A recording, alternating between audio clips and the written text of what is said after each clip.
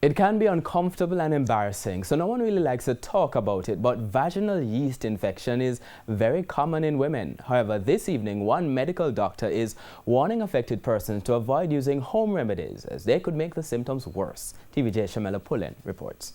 It's estimated that 75% of women will have at least one yeast infection in their lifetime. A yeast infection is a fungal infection that causes irritation, discharge, and intense itchiness. According to consultant gynecologist Dr. Kathy Madan, 60% of all vaginal discharges seen in her practice is as a result of a yeast infection. Yeast infection affects both men and women. A lot of patients come in and say they are unable to sit still. They are persistently itching. They have to run to the bathroom to itch to relieve themselves. And they are afraid that others are noticing. So the embarrassment of that makes them afraid of going out or even seeking help or telling their partners what's happening because they're afraid it may be seen as an STI when it isn't. However, women tend to get infected more often than men. They include diabetics, women who are obese, and pregnant. Poor hygiene and diet are also contributing factors.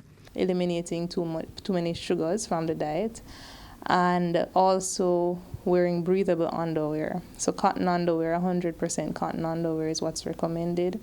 You have to also look at the type of soaps that you use to wash the underwear. Some of them may create a contact dermatitis as well, which can be confused with a yeast infection. The condition is generally treated with antifungal medications.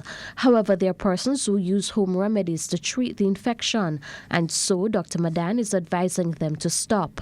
So some patients will come and say they're using garlic and they are washing with concoctions that they've made up in their kitchen or that older people have told them about. A lot of these things are more irritants to the vagina, and it's not uncommon to see them come in with more irritation and soreness to the vagina because of the use of these concoctions. And so we usually encourage that you come in and seek medical help. With your health report, I'm Shamela Pullen wishing you good health.